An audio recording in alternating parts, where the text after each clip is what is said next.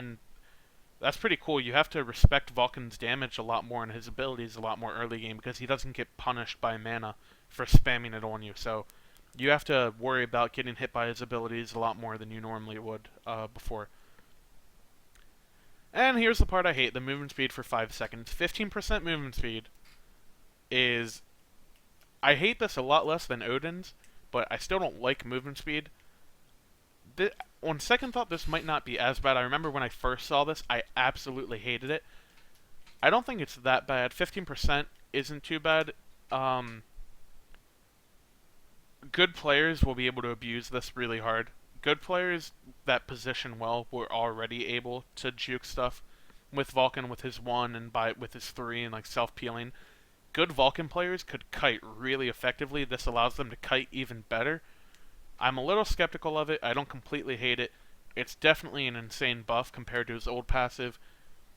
I think the only major complaint I would have is that if you build cooldown on Vulcan and you're a good player and you hit all of your abilities, not only are you hard to stick to because you have a knockup and you have your backfire to give you a little bit of displacement in a fight, like wherever you choose to knock yourself back to, but if you have cooldown and you're a good player and you hit all of your abilities, you basically have a permanent 15% movement speed buff, which, like I said, is really clunky to play around. To play around somebody just being faster than you feels really bad. I mean, if you gave a god a permanent speed buff in combat that didn't previously have one, it would feel really weird to play around it. So I don't love movement speed being added. If I'd like to see any change, I would just decrease the duration from 5 seconds to maybe like 3 seconds or something like that. But the MP5 version is really cool of it, and overall giving Vulcan an actual usable passive is really cool. So before I talk to chat about all this stuff, to sum it all up, all the passive reworks I thought were done extremely well. I like what Hi-Rez did with every single passive they changed.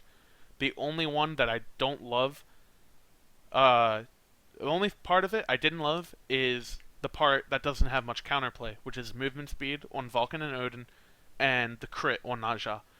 But you can't have counterplay for everything. You can't ask for everything to be tailored to competitive play.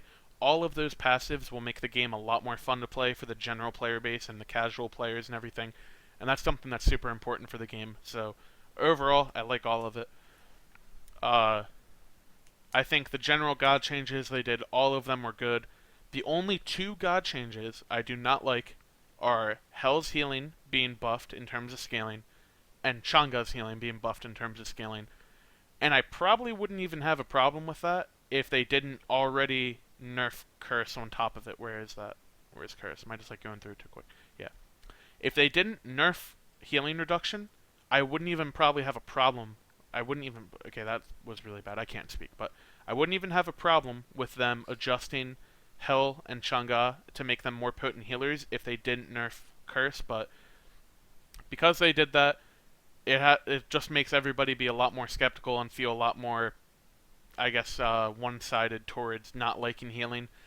Because in the past, every single healing meta that we have had has felt really unenjoyable to play because there hasn't been enough counterplay to it, and they removed even more counterplay, and in previous patches they buffed Asclepius, so don't love that part of it, but I think it'll be an overall good learning experience for Hi-Rez. I think if they take criticism the right way, I think they'll be able to fix the design of how the healers are balanced to give them more utility and not just pump out raw healing numbers and give them a little more counterplay. That's what they should be. That's how healers should be designed.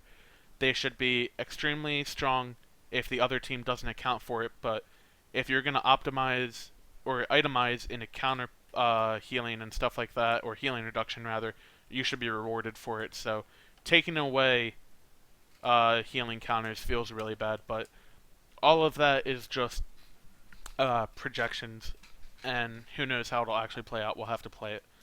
But little skeptical of that. Everything else I like a lot.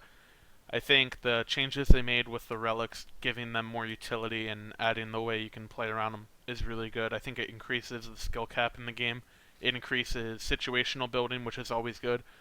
It feels really bad to go into a game and to play Thor and just have this cookie cutter build that you build every game. And taking away cookie cutter builds is good.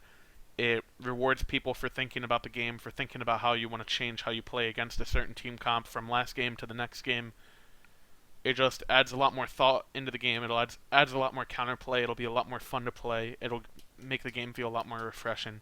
So I like every single part of that. Only downside is the healing. That's the only thing I'm worried about. And I think if people give it a chance the way they should when they play this, then and they give Hi-Rez good feedback about the healing and how they feel about it, I think the game will go into a really good spot in the future. So I'm excited about that. And now I'll just like talk to chat because I ignored you guys for like an hour.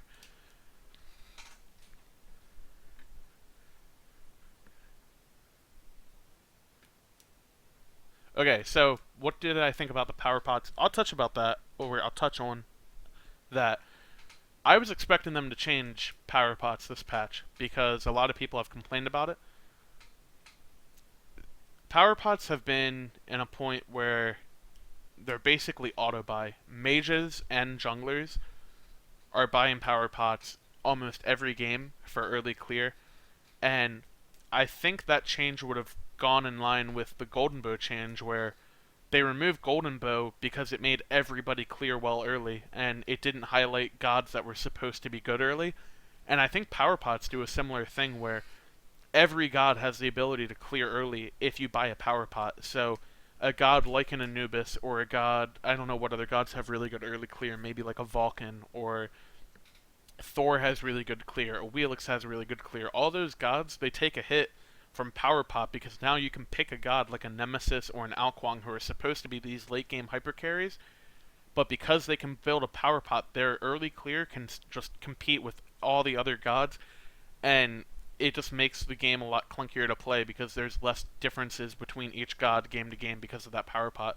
And it becomes a crutch because, or not even a crutch, it becomes auto buy because if one team builds two power pots and your team builds none, you just lose your entire jungle if the other team plays correctly in competitive. And that feels really shitty to play against.